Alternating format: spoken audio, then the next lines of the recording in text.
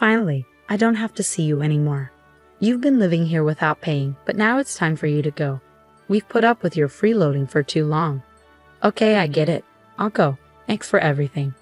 I packed my things fast and left the house where I'd been living with my in-laws. I saw my mother-in-law smiling happily as I left. I chuckled to myself, putting on a sad face, but I knew what was coming for this house next.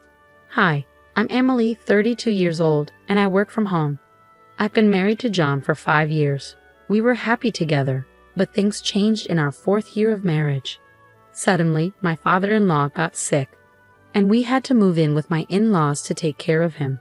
We thought it would only be temporary, but John's the only child, so we ended up staying longer to help out. I even thought about quitting my job to take care of him, but luckily, I could keep working from home. Living with my in-laws was chaotic at first, but then came some issues, especially with my mother-in-law. Emily, when are you going to start doing some housework? Get cleaning and cook dinner already. I'm not just lazing around, mother-in-law. What are you talking about? You're always on that computer, surfing the web. You must be goofing off instead of doing work. The idea that using a computer means wasting time is old-fashioned. I got special permission to work from home. I didn't want to waste the skills I've worked hard to get, so I balanced my job with taking care of the house and my father-in-law. It felt good when, after about 3 months of hard work, I managed to earn as much as before.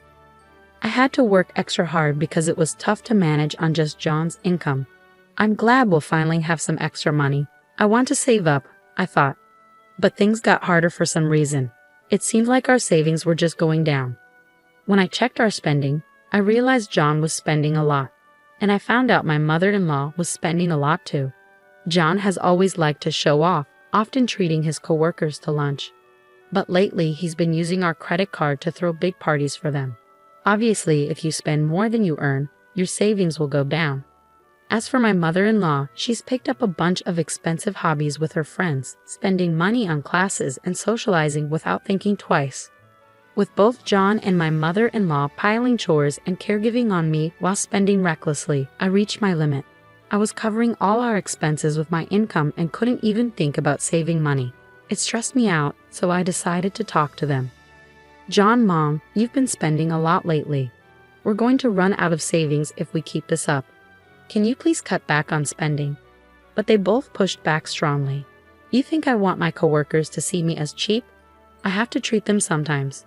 It's okay to not always be the one treating, and they won't think you're cheap if you're not always throwing parties. I have to be considerate at work too, you know. It's one thing to treat your coworkers to lunch, but taking them to a bar on your tab? How does that have anything to do with work? You're just doing it for fun, right?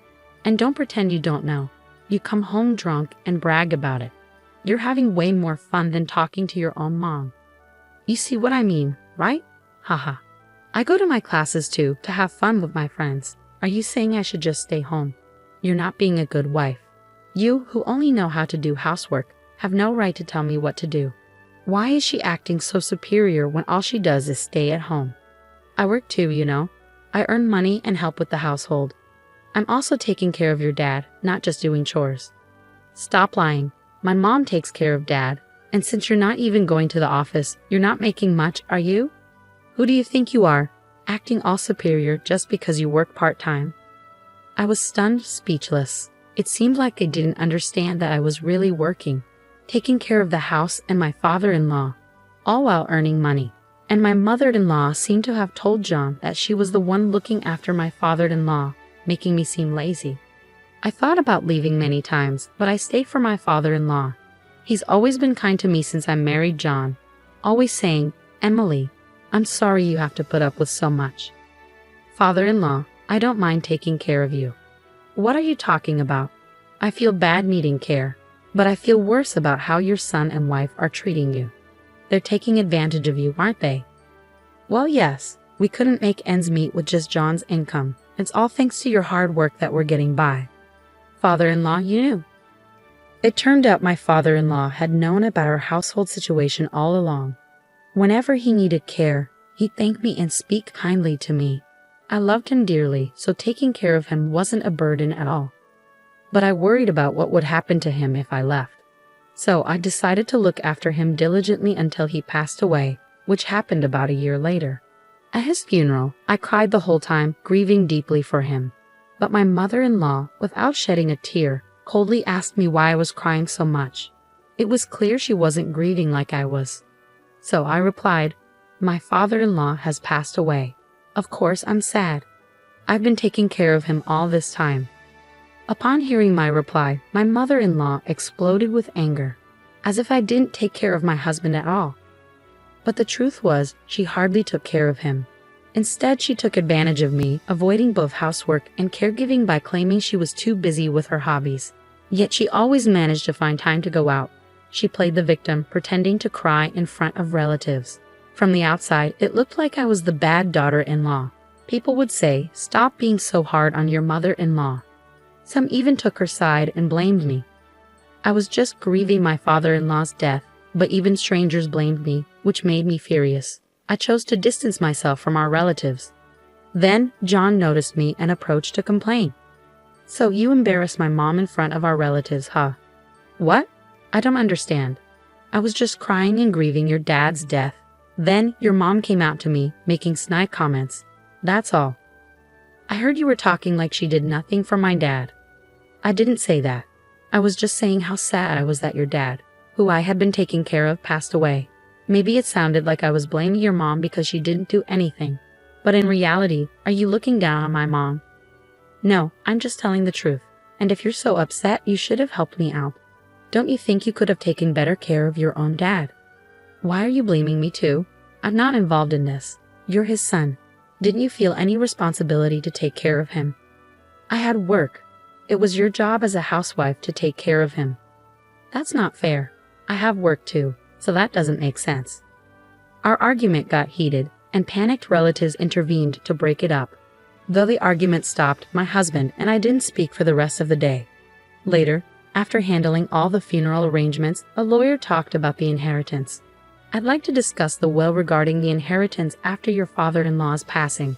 It states that the family home and land will be given to his son John, while the remaining assets will be split equally between his wife and daughter-in-law, Emily." "What? Why would Emily get a share? I'm his wife. Shouldn't everything else be mine if John gets the house and land?" "Your husband wanted to acknowledge Emily's dedication to his care. He wished to leave her a portion of the inheritance as a gesture of gratitude. This was his decision, and it cannot be changed." "Ah, I understand now. So Emily was just looking after him for the inheritance. Why would you think that?" "It must be. Why else would she dedicate herself to caregiving?" "I've had a good relationship with my father-in-law ever since we got married. I took care of him to repay his kindness. If you think it's impossible, why did you push the caregiving onto me?" "Mother-in-law, why would you belittle me like that? Don't talk nonsense. I understand now, so let's just leave it at that." When the lawyer was there, my mother-in-law couldn't say anything rude, so she kept talking, looking annoyed. "He made that decision. Well, I suppose it's a way of saying thank you for taking care of him. There's no other explanation." Then the lawyer kept talking. "Can I go on? Your father-in-law wrote a note saying Emily doesn't have to look after him anymore." When the lawyer said that, my mother-in-law's face, which had been angry before, suddenly changed to a happy smile. "I got it. I get what it means now." "Oh, what do you mean?" My husband looked confused by his mom's sudden excitement. "It means Emily doesn't have to stay here anymore. Since she won't have to take care of my husband, the money split wasn't a thank you, it was just like a goodbye payment." My mother-in-law twisted my father-in-law's will based on her own ideas. She misunderstood it the way my father-in-law, and I wanted her to misunderstand it. Actually, before my father-in-law passed away, we talked about this. He wanted me to be free from this house after he died. He planned to trick my husband and mother-in-law with the will, so I could leave without any fuss. Just as my father-in-law planned, my mother-in-law, totally fooled, is trying to get rid of me. While hiding my true feelings, I acted shocked by the will, saying, "Oh, father, why would you do such a thing? See, even my husband doesn't see you as his precious daughter-in-law. John, you don't need Emily anymore, right? Just divorce her already." "John, you wouldn't suggest divorce, would you?" I looked at John with tears in my eyes. After a long pause, he finally said, "Yeah, it seems like the best choice. I've got the family property and Mom got the money. I won't have to worry about taking care of anyone in the future, and I won't have any issues with Emily. What? I understand. That's how it is. I'm sorry, but could you please leave? Okay, I guess I don't belong here anymore. Feeling just as hurt, I took a paper from my drawer and handed it to my husband. It was something I had picked up during a past argument, the divorce papers. Without hesitation, he signed them. Finally, I don't have to deal with you, a freeloader who doesn't contribute. Leave. Consider yourself lucky I tolerated you for this long. I understand. I'll go now. Thank you for everything up until now. By the way, since the lawyer's here, I'd like to talk about. It's fine if there's no need for property division, right? I've already received enough from my father-in-law's inheritance, and you know what, Emily? I've managed to support myself just fine. It would be greedy of me to ask for more. Well, you have a point. Okay, that settles it. Please leave this house as soon as you can. I hurriedly packed my things and left the home where I had lived. My mother-in-law watched me go with a gleeful expression, unaware of what was to come in that house. After leaving my in-laws' house, I wasted no time in submitting the divorce papers to City Hall.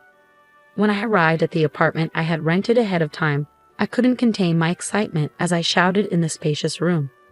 Yes, I'm finally free at last. I couldn't help but let out a yell of joy. I was so relieved to be liberated from the painful married life. I owe a huge debt of gratitude to my father-in-law, who orchestrated my escape from that house. Since then, I've been enjoying a comfortable life on my own. While I had gotten used to working remotely at my in-laws' place, now that I've left, I have much more time to focus on my work. As a result, my income has increased, and I'm able to live a luxurious life without any disturbances. One day, I received a call from my ex-husband.